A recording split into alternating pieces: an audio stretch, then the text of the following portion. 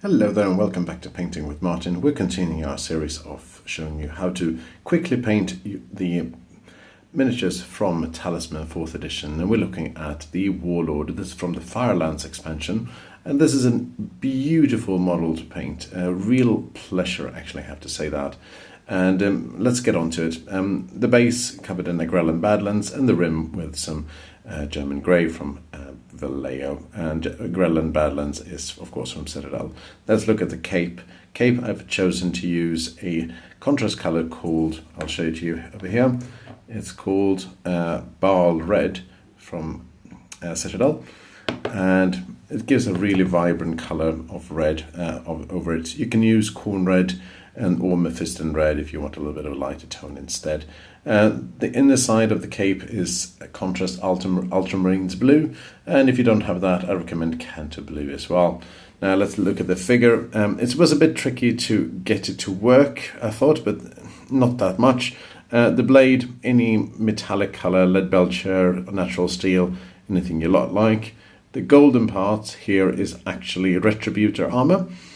And I recommend you put some Amargus purple contrast paint for the skirt here, or tunic, and then dry brush some Retributor armor on top.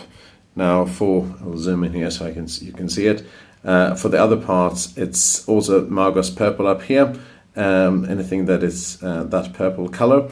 And if you don't have that one, I would recommend a watered down, something like Demonette hide or something like that. Very, very watered down so you can see all the details in it. Otherwise, it's Retributor armor for all the golden parts, including the helmet.